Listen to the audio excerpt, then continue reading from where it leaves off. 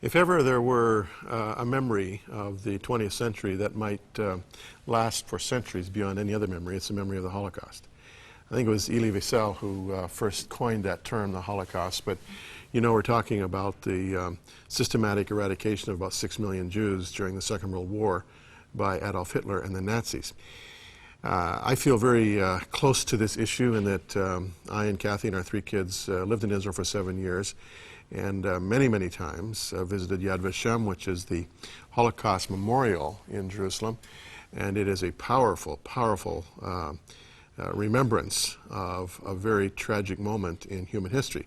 Well, Dr. Susanna Kokan has specialized in the Holocaust. She did her doctorate in Holocaust studies at the Hebrew University in Jerusalem, and she is now overseeing a new organization called the Christian Friends of Yad Vashem. Welcome, Susanna. It's a pleasure to have you. Thank you. How is it, first of all, that you became interested in the Holocaust? Well, I originally come from Finland, where I was privileged to have a grandmother who was a Christian, and she, from a very early age, told me about Israel and the fulfillment of the prophecies, and how everything that was written in the Bible had come to pass.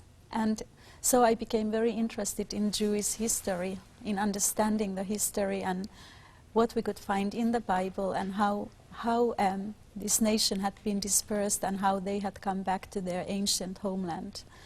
And then in 1998 I received a scholarship to do my doctorate at the Hebrew University of Jerusalem. And I knew that I wanted to do it about the Holocaust. And I think the reason why we are so interested in the Holocaust is that, as you rightly say, it's one of those watershed moments in human history. It's not just part of Jewish history, but it's a horrible mass murder, the largest mass murder ever that happened in human history. And it's something that every thinking individual, no matter where they live, is concerned about. Now, the Holocaust is a vast thing to study, and when you do a doctoral thesis, you have to kind of focus on something. What aspect of the Holocaust did you focus on? Well, I'm really glad that you asked me about that, because I focused on something that in Hebrew we called she'erit hapleita, and that's a biblical term, and it means the remnant. The Bible talks about this remnant of the survivors that will come back to the Zion. So my focus was on the Holocaust survivors. In 1945, immediately after the World War II, they were staying in displaced persons camps in Austria, Germany and Italy. So I specialized in Italy. And I researched what happened to them there in the displaced persons camps, and why did they so much want to come back to their ancient homeland after what had happened. Now, what kind of data would be available for studies like this? I mean, were there records kept of the Italian remnant? There were about 70,000 Jews who had survived the Holocaust, and they came to Italy waiting to be able to come to Eretz Israel, the land of Israel. And all those camps were administered by international forces and by the UN, by the British Army and so on. So we have all of that data available. Everything is recorded, down to the calories, how much they ate, how many calories they received daily. And the refugees, as soon as they had come out from those horrible camps and they came to Italy, they started schools, they started to celebrate the Shabbat, they started to learn the Hebrew language and everything. So we have wonderful records. We have their own newspapers even. Yeah, a lot of people don't realize that when these immigrants came to Israel initially, they had to learn to speak Hebrew. Some of them didn't speak any kind of Hebrew at all. Some spoke Yiddish, but some spoke Polish, French, whatever.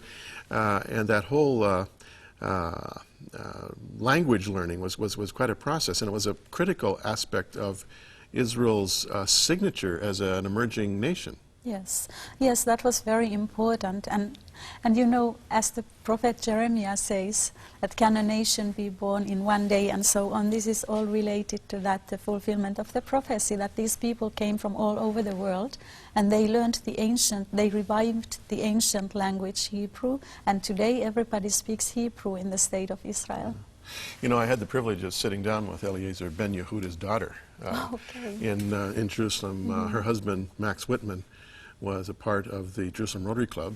I was the only Gentile member of the Rotary Club at that time. And Max invites me over to his house one day, and he tells me then, I didn't realize this, that this gracious wife of his is Ben Yehuda's daughter.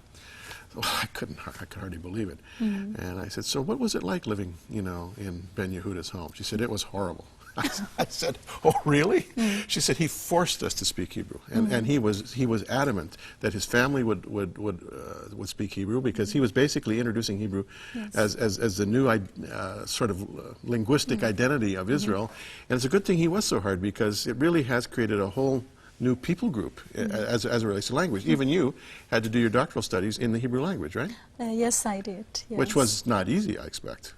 No, but it's very interesting, because the Hebrew language, it comes from the Bible. Even the modern Hebrew comes really from the Bible, from how the Bible was written. And a lot of the words that they have like a modern meaning, you would still understand what's the biblical context and connection. So it was very interesting, and it was not as difficult as you would think. Now, when you talk about all this detail that you're able to study, just as it relates to the Italian immigrants, what do you say to Holocaust deniers? Are they just living in la-la land? Are they just living in some kind of massive self-delusion and denial? Are they not open to these facts such as you have had access to? Well, Yad Vashem, the Holocaust Memorial and Education Center, has world's largest archives on the Holocaust. And a lot of those documents, they are actually not Jewish documents. They are documents by the Germans, as they documented what they were doing. So every aspect of the mass murder is somehow documented. The numbers of the Jews, how many were taken, what were their ages, what happened to them, which day they died. We have all that documentation, and I really think so that at this time we are still privileged to have the Holocaust survivors among us. Yeah. We have people among us who were there, and they can tell their stories. So if somebody feels that they can deny the Holocaust, even as the witnesses are still among us, I am not sure that there is anything that can convince them. But I think we need to be educated so that we know what happened and we know the truth of what happened. Did Hitler not give some hints as to his intentions even back before he rose to power, when he wrote Mein Kampf? I mean, how is it that the world, let alone Germany, was so taken purportedly by surprise by this man's virulent hatred of the Jews? Actually his intentions were well documented and well known much before the Holocaust came to happen. The Holocaust only happened in the 1940s. He came to power in 1933, but he had documented his intentions much before that. Why were people taken by him? That is the question that we all need to ask, because we might want to know that in order to not to be taken today, in order to know what's happening in our own time. And I think one part of is the blindness and the refusal to see the facts, that people prefer to have peace and to continue their lives and not to think about too difficult things. And I think that's what happened, that these things started happening, and then once he came to power in 1933, he was elected. Things started to progress so quickly that it was very difficult to do anything. In 1930s, it was still possible to resist the Nazi Party, but then it became impossible towards the 1940s. What's your sense of anti-Semitism in the world today? Now, you're in Jerusalem. Your office is at Yad Vashem, so you're pretty close to the pulse of Israel's perceptions, at least, of what's going on around the world. Is anti-Semitism thriving? Is it diminishing? Is it just sort of holding its own? Where's it at?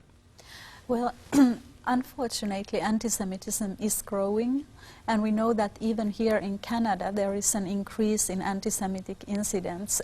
We have the organization NAPREAD that tracks down anti-Semitic incidents, and unfortunately we don't see that they are diminishing. And that's the same trend globally. And what is very important for all of us to know is that anti-Semitism is not something that always expresses itself in the same manner.